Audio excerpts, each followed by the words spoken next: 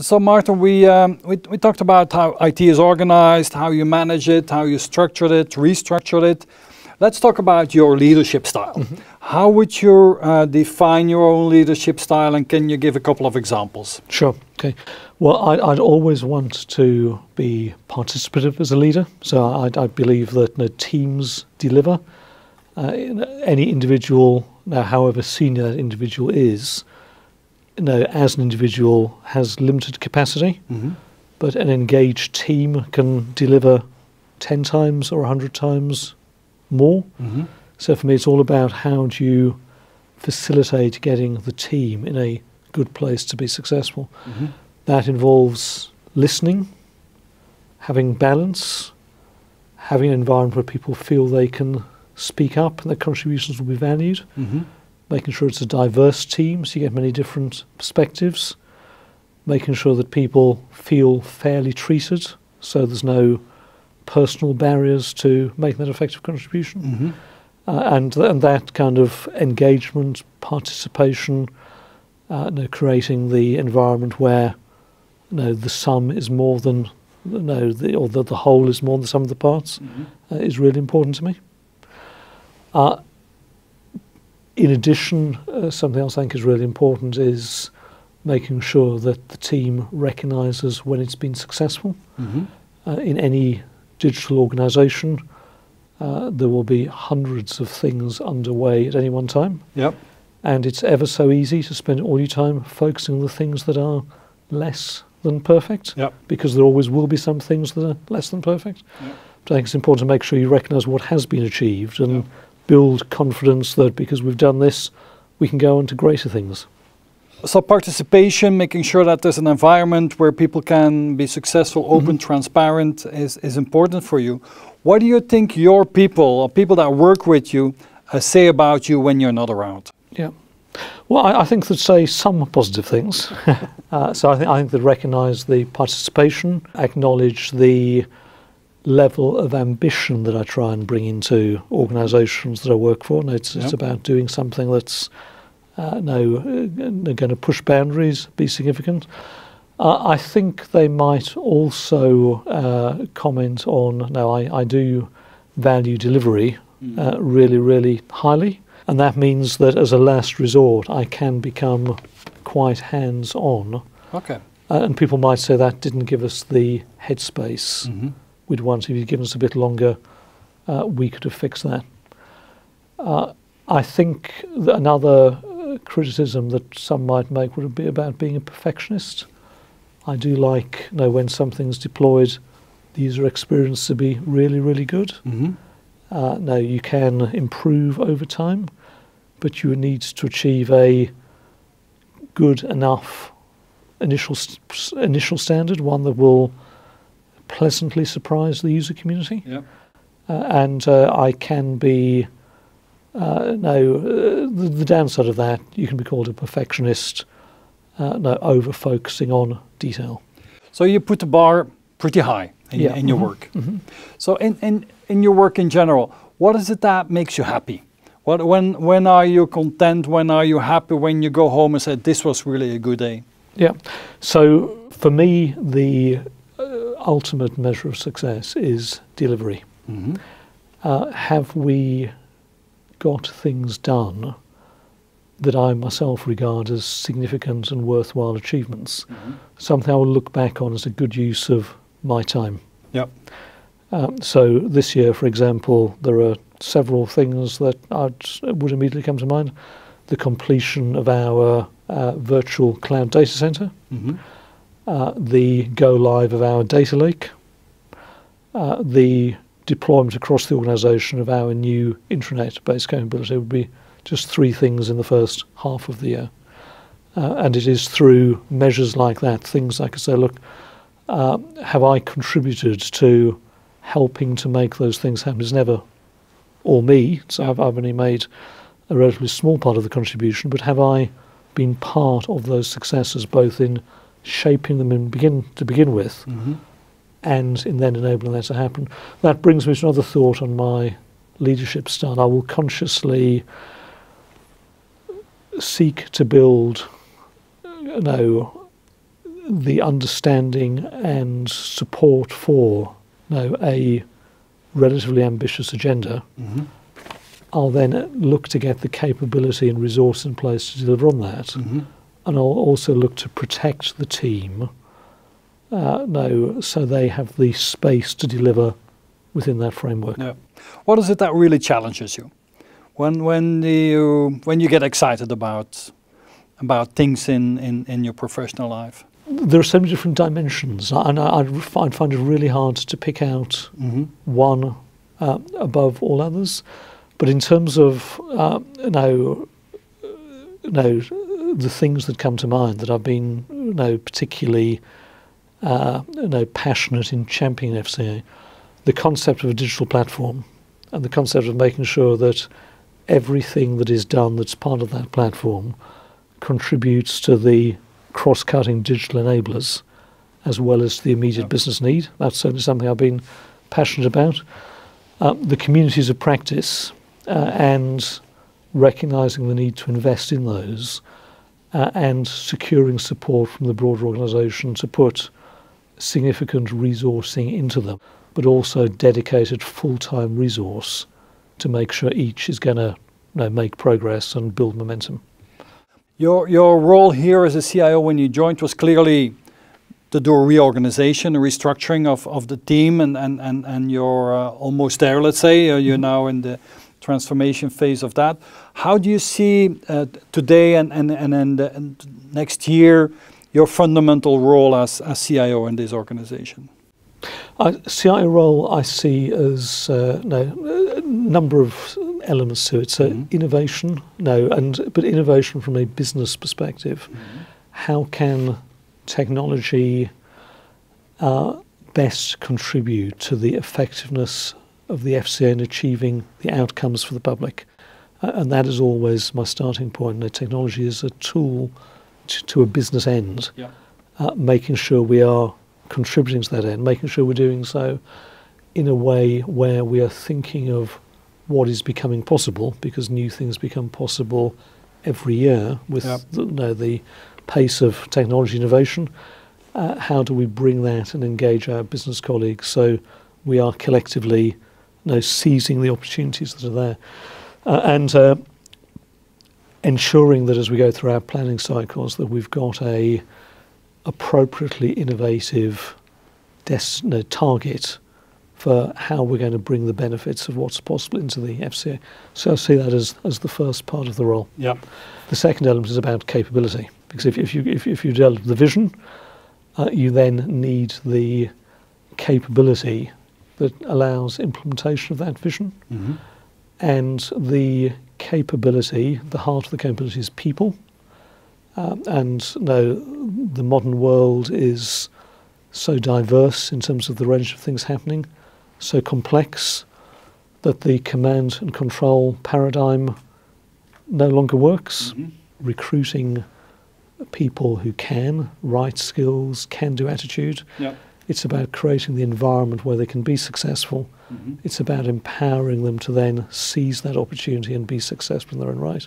It's about supporting them when things don't go quite to plan, and inevitably there will be things that don't go as well as you would like. There'll be the occasional mistake. It's about responding to those in the right way, which is to treat them as learning opportunities and to support individuals in getting through that, because the person who feels worst about the mistake is usually the person who could have averted it. And the last thing they need at that point is hostile criticism. So how do you use the mistakes as an opportunity to build and do better next time around?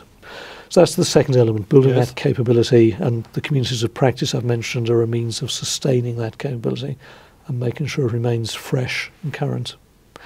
The third element is then delivery. And ultimately, and I'm thinking of a quote from Stephen Sondheim, who said words to the effect that ultimately delivery is everything. You can have all the strategy in the world, but unless it's delivered, nothing really changes. Those weren't his exact words, but that was his sentiment. And for me, delivery is at the heart of how I measure my personal success. and ensuring delivery happens is a combination of the empowerment to create the possibility of delivery. It's the awareness of where things are going well, where things are going less well, where the pressure points are. It's early intervention or intervention as early as you can to support those areas where pressures are arising. And on rare occasions where something is critical but clearly it's not going to work if it's just left as is, it's about making the appropriate intervention at the right time to make sure that the big picture is sustained despite the challenges you face on the way. So your role is to set a strategy, make sure that you do the right things to innovate, to build capabilities with your people, and then to make sure that the delivery happens. So how is let's say the governance organized here in the FCA? How do you work together with your business colleagues, with general management of this organization? How does that work here? Right. Well, we are governed by, as you'd expect, the FCA board, which is has a non-exec chair, a number of non-execs on it, as well as a number of the executive directors. We have an executive committee.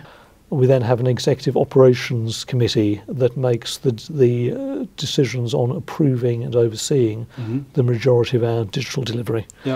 So all three of those bodies have extensive contact with our digital strategy. The board is cited on the big picture approach and approves that, and also approves major initiatives within the programme. The executive committee, which is comprised, which includes the executive directors running the regulatory functions where the change programs land and are implemented. The executive directors take a keen interest in making sure they are getting the change that enables them to deliver their regulatory objectives. So there are frequent conversations at the executive committee, sometimes on the bigger picture strategy, but also on individual projects and programs. And then the executive operations committee that meets every 2 weeks is the regular oversight body for the entire programme. Reporting into the Executive Operations Committee are then the programme boards for each of our initiatives, and that reporting is done via the project sponsor. Okay. Martin, tell me, what is it that really challenges you? Right. Well, what brings real excitement to me is doing big, leading edge initiatives that haven't been done before, and I got the thirst for that. In my university days, I was sponsored through university and was asked to undertake project work on looking at how one of the UK banks could set up its first cash dispenser network. And I built a business case that was well received, and that led to further work. So in my first graduate job, I was tasked with setting up a pre-internet but internet-like network linking insurance brokers and insurance companies. From there I joined Reuters, and in Reuters I did some big frame-breaking projects, so news search engines, deploying military technology before Google was invented, the world's first globally produced digital TV product, and several others. And that gave me a sense of the excitement of doing these pioneering projects for the first time. The public sector then renewed that excitement, because at the time that the private sector had done the initial set of possible deployments, the public sector hadn't invested. So joining the pension service, it was around how do you take a 20,000 person organisation that takes 6 weeks to process a state pension into one that employs less than half that number, but where state pension claims are dealt with in less than 15 minutes, and they're in payment by the individual. So that was exciting. From there to the G-Cloud programme, the first strategy for UK government cloud computing. In the prison service, prison and probation service, the first national deployment of case and risk management systems. Cambridge University, the world's largest academic supercomputer. So every role I've been in, there's been some that say, it needs to be big in the first time. It was time well spent. So let's talk about your personality. As you know, we use the Myers-Briggs type indicator, the MBTI, Yeah. as a common thread in these conversations Yes. that we have. And your personality type is you're an INTJ. That's right. And so you're more a bit more introvert than extrovert. The N, so you more look at the big picture than at necessarily all the details. You're more rational than emotional. And the J is for judging, so you are strong in your opinions and make sure that you then go for it. You follow your opinions, let's put it that way. So INTJs are the architects, and strengths of architects are that they are quick, imaginative, and they have a strategic mind. They're highly self-confident, independent, decisive, hardworking, determined, open-minded. Are some of the strengths for people with that personality type. Does that relate? Does that resonate to you? And which words pop out for you? So the strategic, big picture, architect, all of those things would come to mind. Yes, there are also downsides to the INTJ personality, of course. Which nobody's perfect. Indeed, yes. And so kind of the people side of things tends to be a downside of this. Really having that warmth, that engagement. Yep. And so I am aware of that, and I know that under pressure it is natural me to focus on the task. So I have to work with myself really hard to make sure that I continue to pay attention to the team under those situations. And how did you learn that? What happened? How did you develop in that? That you also are strong? I mean, you have to be strong if you lead people in doing big projects, challenging things. So how do you make sure? How have you learned to work with people? Yeah, well, in my early career, I would deliberately partner with somebody who had complementary strengths. I try and recruit somebody to my team. Okay. And what I would look for was an extrovert with a little bit of charisma, someone who'd bring people with them, someone who people would be wanting to come and see and talk to. And those partnerships, which I did in several organisations, worked very well. Okay. Now I'm in a more senior position. That simple option is no longer quite as easy to execute. But I now try and do that by being aware of my own weaknesses and making sure that I'm doing everything I can to compensate.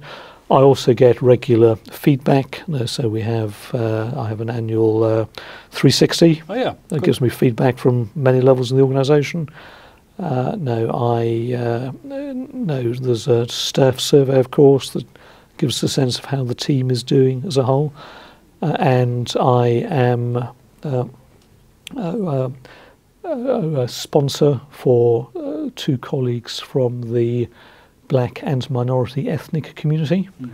That gives me the chance to talk to other colleagues with different perspectives. Okay. And again, get a sense as to how things are going. So getting the feedback is an important part of it. And I do know that it is very easy to live in a bubble. And perhaps that's one of the weaknesses of INTJ. You can be in this theoretical bubble where the sun always shines and problems never penetrate.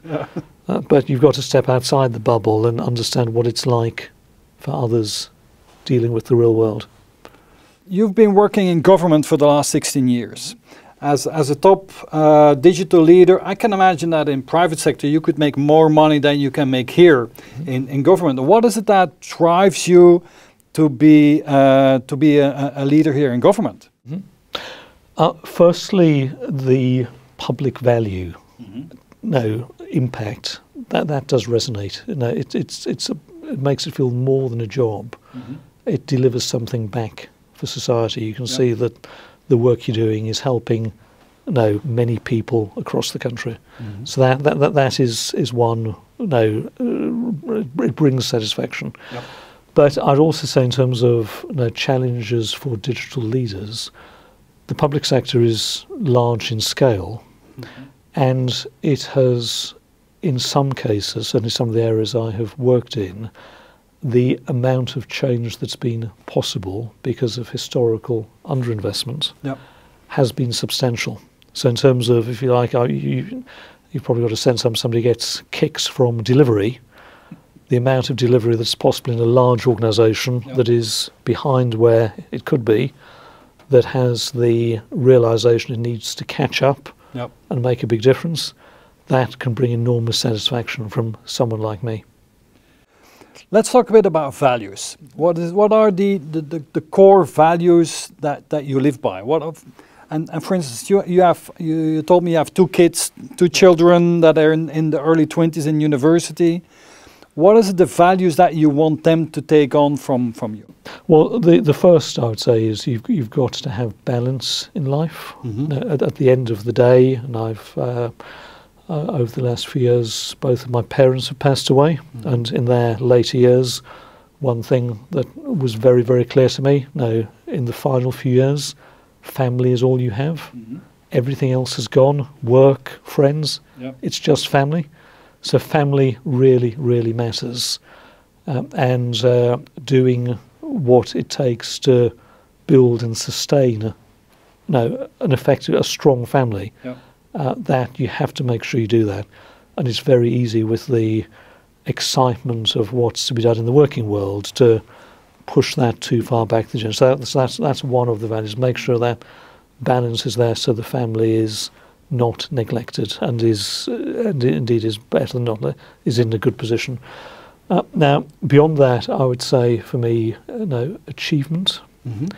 And I remember one of my former bosses speaking at a conference and talking about, he asked people to put their hands up, said, hands up if you've heard the story about Alexander the Great, the mythical Greek king. Mm-hmm.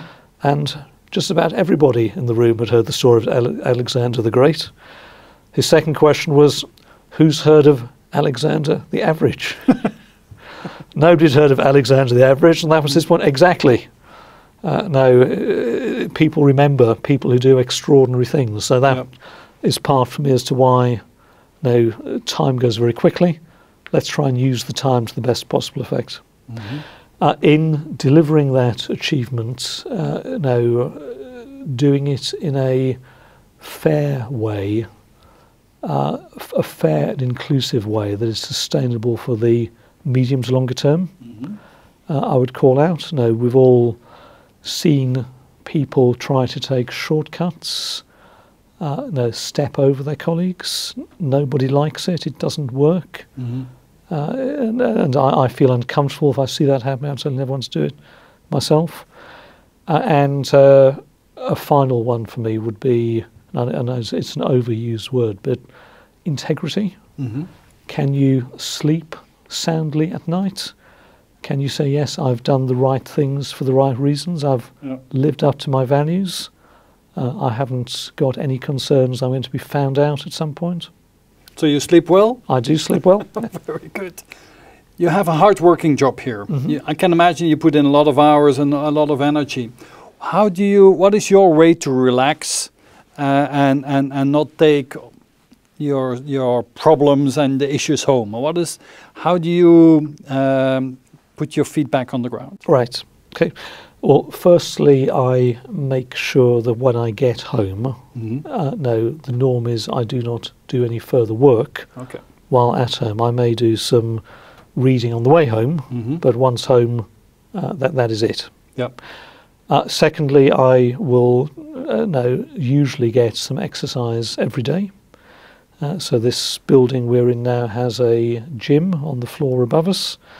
I'm in that gym every weekday morning. Good. Only for half an hour, but I find the exercise brings a number of benefits. One is it helps sustain energy or helps boost energy. And the second is, I find it's also a great cleanser of any stress. After a workout, if I had been feeling a little bit wound up about something, that feeling is gone.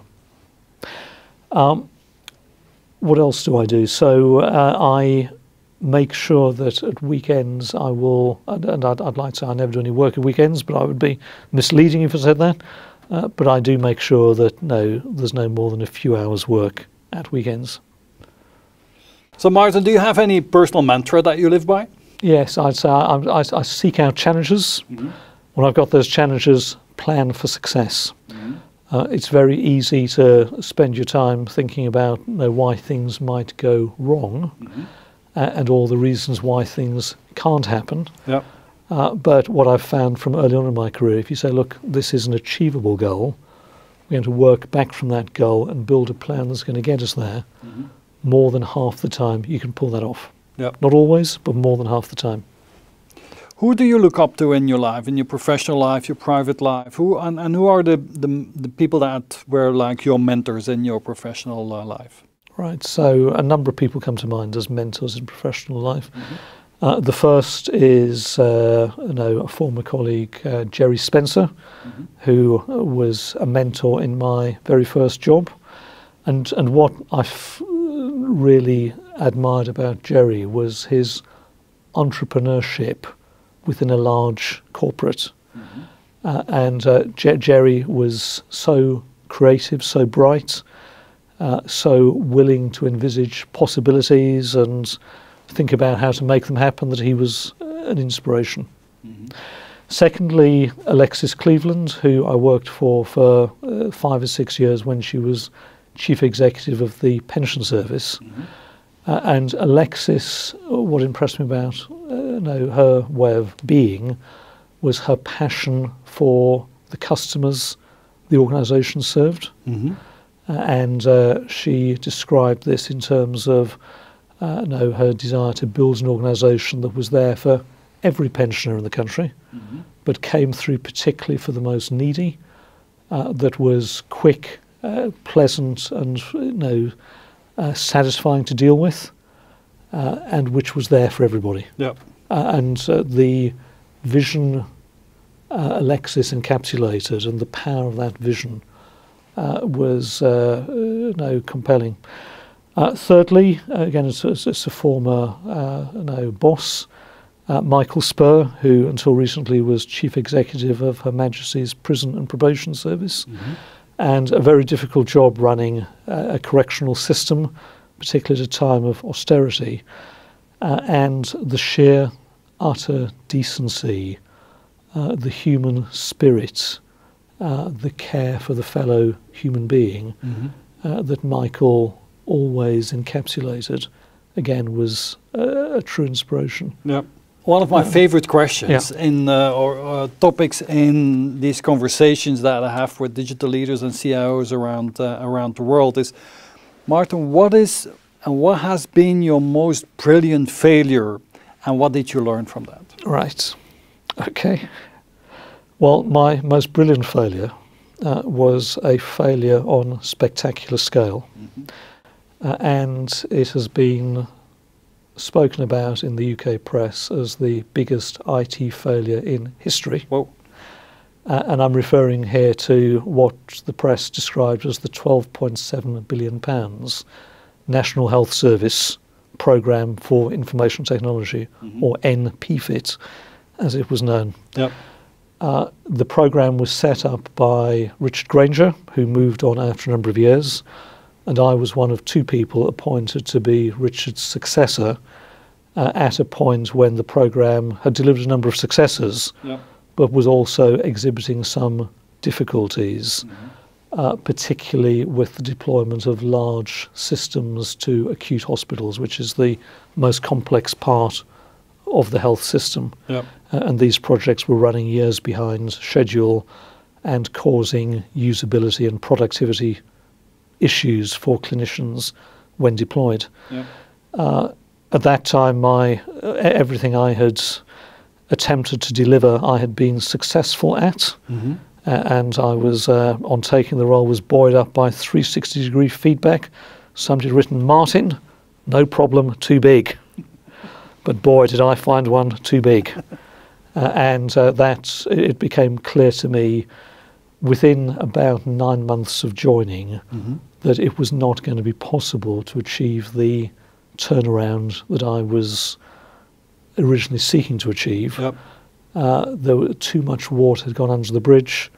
too much money had been spent, and the further money that needed to be spent to get the outcome was not going to be forthcoming from either government or the supply community. And with the experience and insights that you have now, being a bit older and wiser, how would you have behaved or acted differently in that project? I would have done more due diligence before taking on the role on the level of political support and the level of supply commitments. In other words, it's all about stakeholders.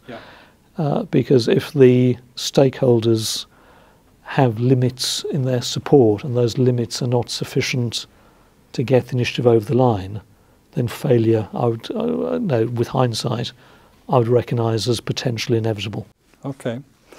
These interviews, they're being watched by future digital leaders, by future CIOs, people that had the ambition to lead large IT departments in government and private sector.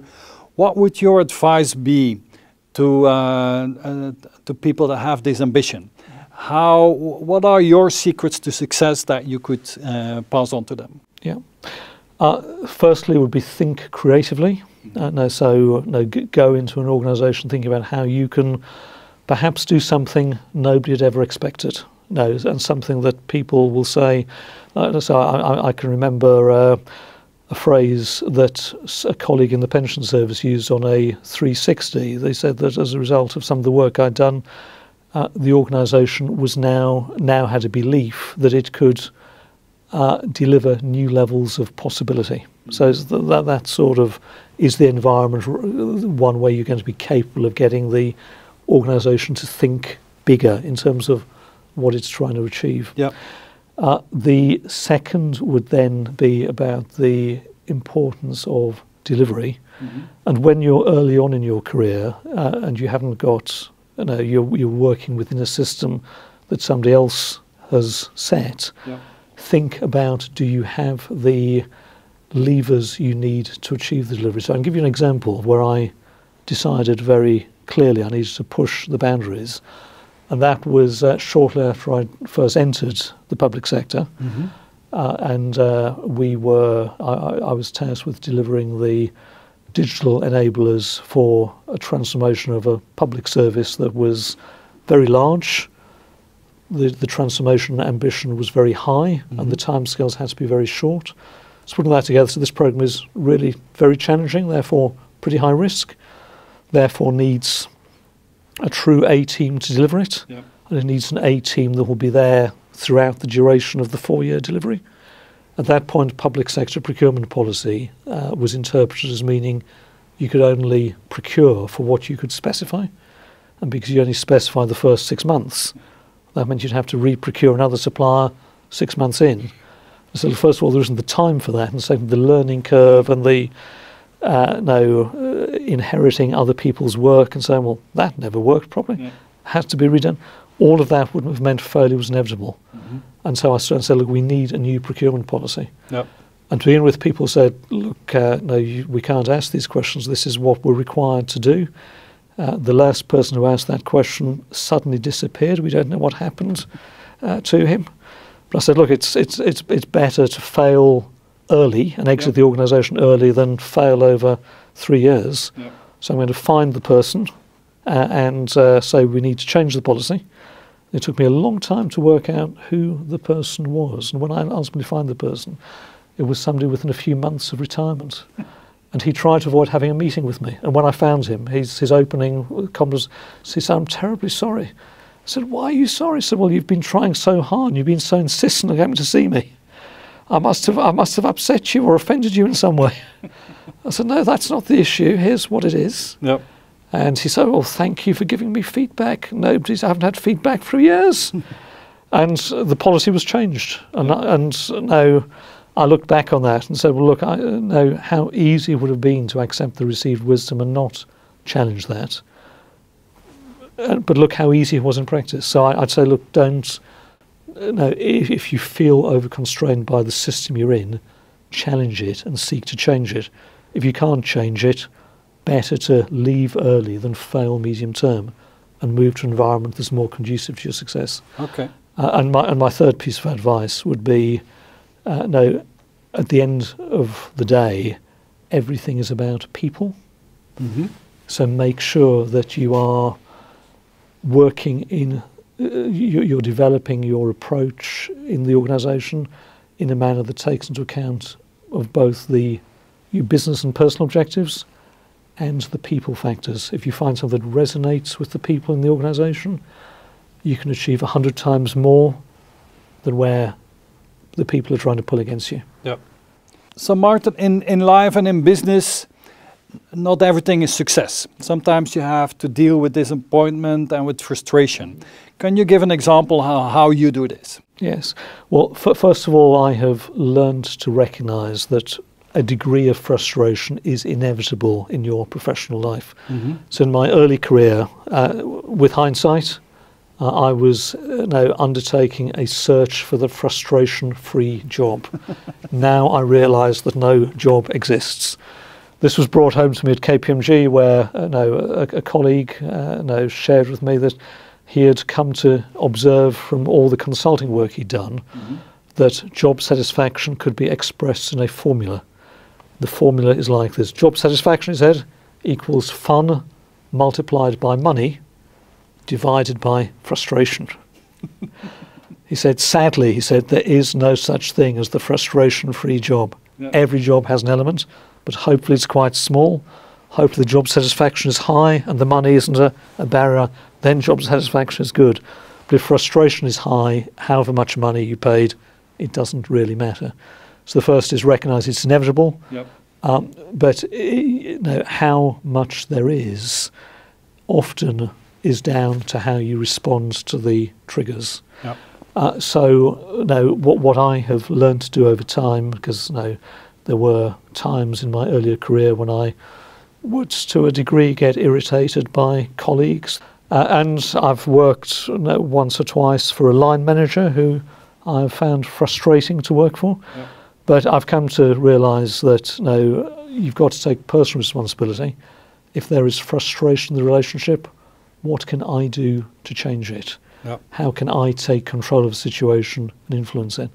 And usually, if you think about things and you talk to the other person, you explain how you're feeling, you try and get to the underlying issues, you can usually work it out, and much better get the issue on the table and deal with it than to just feel frustrated indefinitely. Another observation I'd make is that because frustration can sometimes take time to address. Mm-hmm. I've certainly found some of these situations have taken several months to sort out. And persistence is important. So I recall a quote from Thomas Edison, who said words to the effect of, many of those who failed in life gave up, not realising how close they were to success. Yep. So keep going until you really have pushed it to the final point. Or it's become clear you cannot change it. Sometimes if it's a system, it's hard to change systems. This is individual relationships with your boss.